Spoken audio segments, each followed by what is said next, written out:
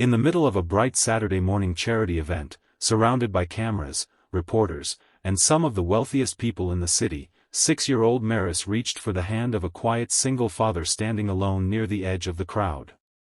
She looked up at him with innocent eyes, smiled as if she had known him forever, and softly said that he was the brave man from her dreams, the one who always carried people home when everyone else ran away. The billionaire standing only a few feet behind her turned pale. The smile disappeared from her face.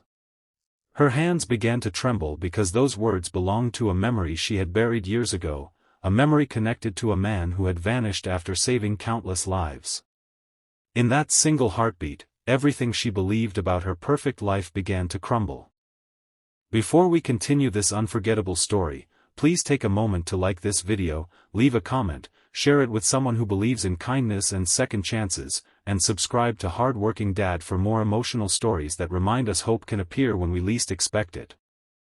The warm morning sun stretched across Riverside Park, where families laughed, children chased colorful balloons, and volunteers prepared food for hundreds of local residents.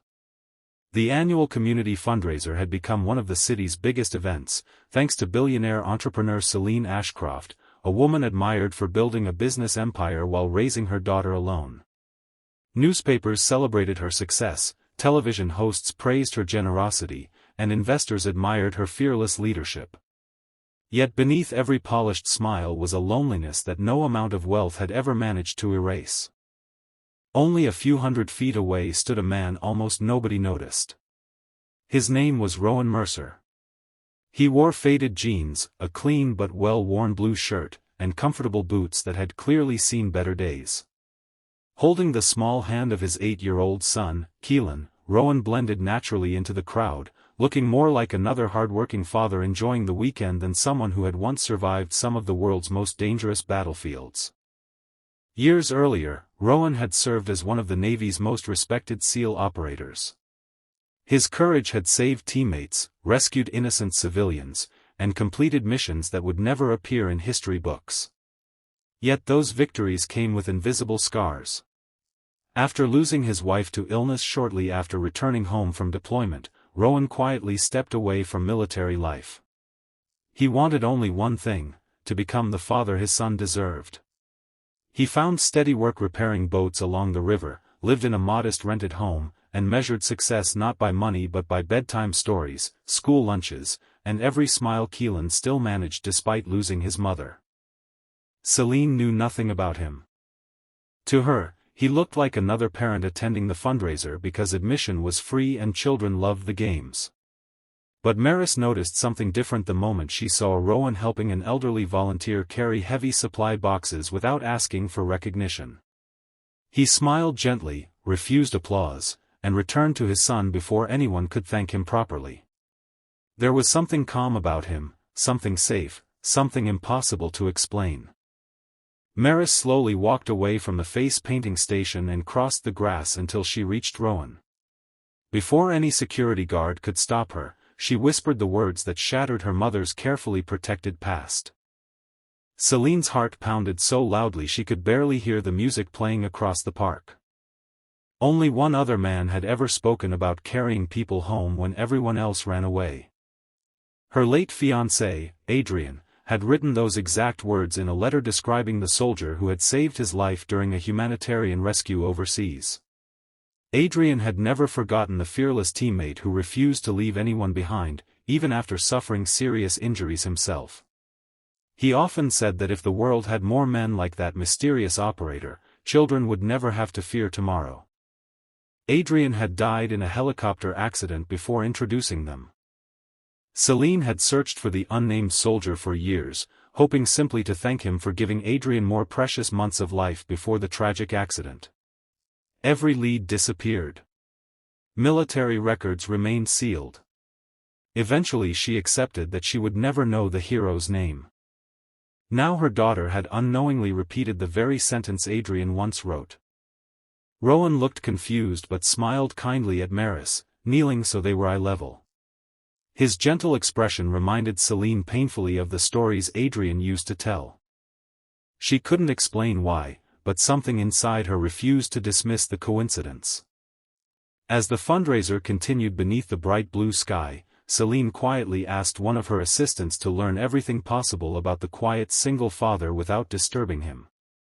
She expected to discover an ordinary mechanic, perhaps a veteran, maybe someone who volunteered occasionally. Instead, the confidential report arriving only hours later left her speechless. The mechanic repairing fishing boats along the river wasn't simply a veteran. He was the decorated former Navy SEAL whose classified rescue mission had saved Adrian's entire humanitarian team years before. The man the world had forgotten had been standing only a few feet away from her all morning, buying his son lemonade with the last few dollars in his wallet while refusing every opportunity to tell anyone who he really was.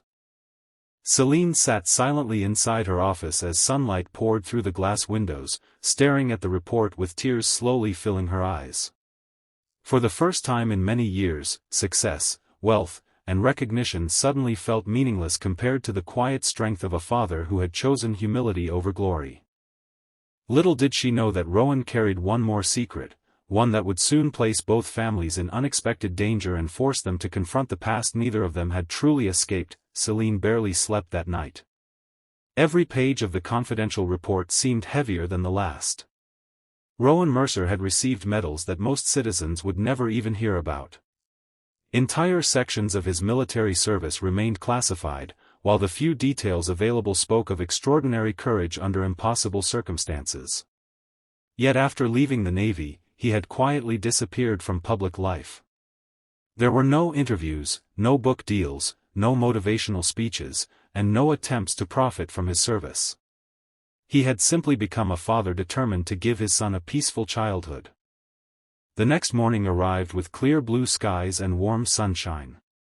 Celine drove to the small riverside marina where Rowan worked. The contrast between her luxurious car and the weathered wooden docks could not have been greater. She watched from a distance as Rowan patiently repaired an old fishing boat while Keelan sat nearby finishing his homework. Every few minutes Rowan looked over, smiled proudly at his son, and returned to work. There was no trace of the fearless warrior described in military reports. There was only a hard-working father earning an honest living. As the days passed, Celine found reasons to visit the marina more often. Sometimes she brought supplies for the workers.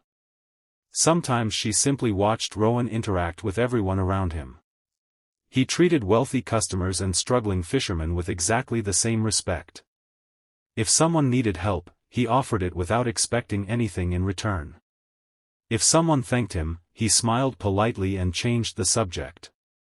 His greatest accomplishment each day seemed to be making sure Keelan never felt alone. Maris quickly became friends with Keelan. They spent bright afternoons skipping stones across the river, feeding ducks, and laughing without caring about the enormous difference between their families' financial situations. Watching them together reminded both parents that children measured people by kindness rather than wealth.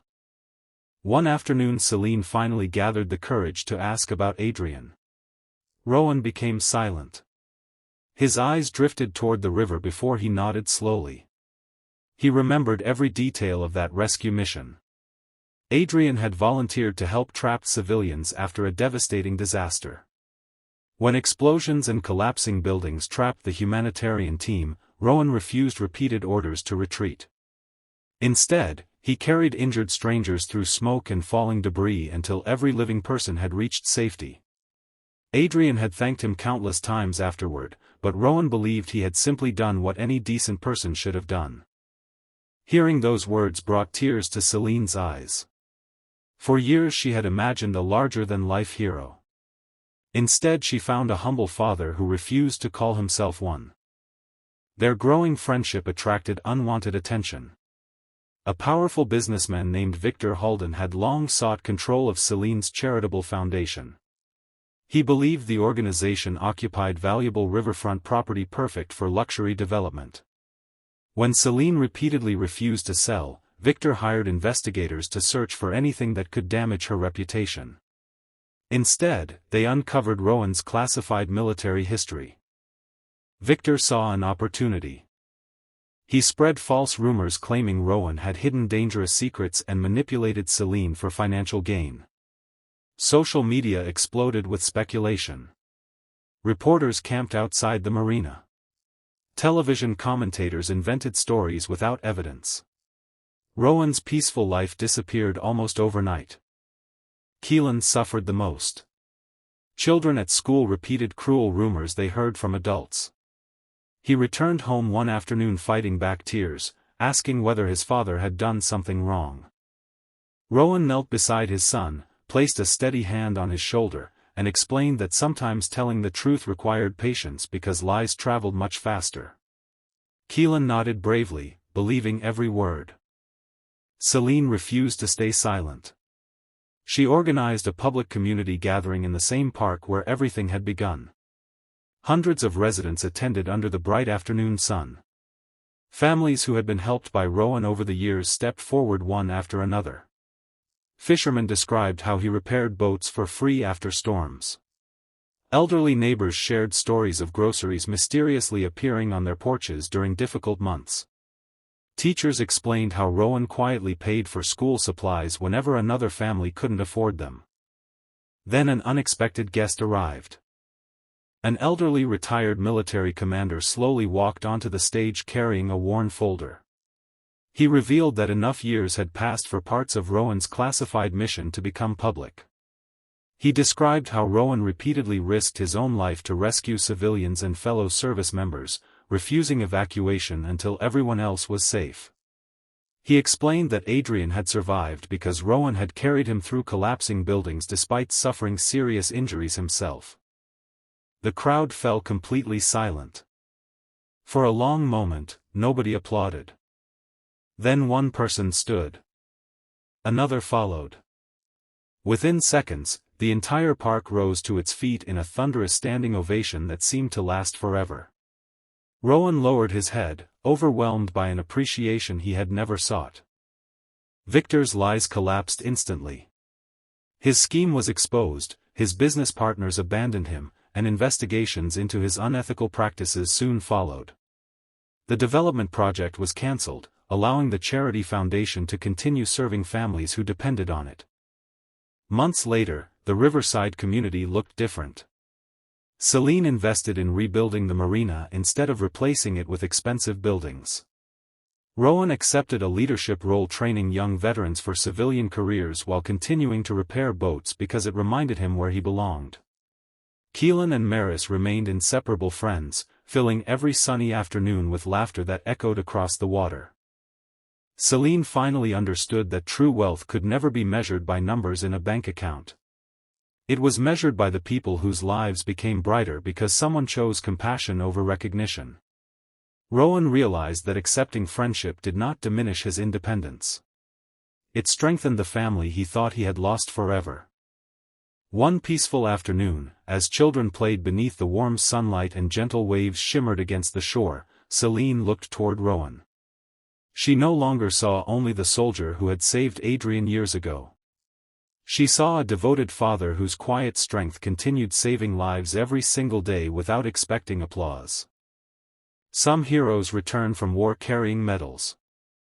Others return carrying invisible wounds. The greatest heroes carry both, yet still choose kindness every morning they wake up. Before this story ends, please leave a comment with the words, "Kindness always finds its way home." Your words may inspire someone who needs hope today. If this story touched your heart, please take a moment to like this video, share it with someone who believes in compassion and second chances, leave a heartfelt comment, and subscribe to Hardworking Dad. Your support helps keep these emotional stories alive and reminds the world that courage is often found in the quietest hearts. Because sometimes the strongest man in the world is not the one who wins every battle, but the father who comes home, keeps his promises, and teaches the next generation that love, humility, and kindness will always outshine fame and fortune.